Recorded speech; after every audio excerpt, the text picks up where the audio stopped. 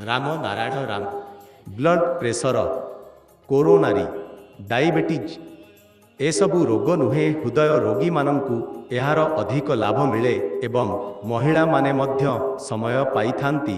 बहुत लोक अछंती जेमाने राति 12टारे खाद्य खाऊ थांती सेतेबेले महिला माने निद्रारे थकी जाई थांती।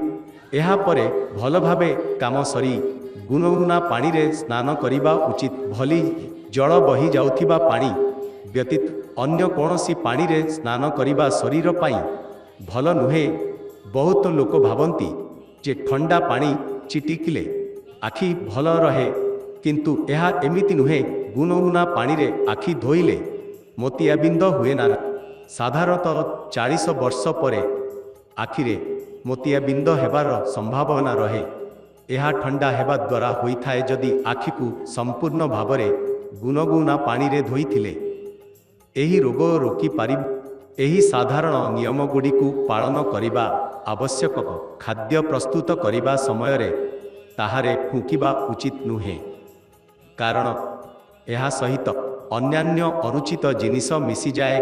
केवल जप एवं ध्यान करिबा अध्यात्म नुहे। प्रथमे मजबूत भीति सृष्टि करिबा आवश्यक। सांसारिक जीवन पाई एही नियम गुड़िकु मानिबा विशेष भावरे आवश्यक। कण करिबा उचित यह विवेचना करी निश्चित करिबा उचित। हाथ एवं पाद साबुन द्वारा धोइबा उचित। जेउठी मध्य अपरिष्कार रहिबो नाही।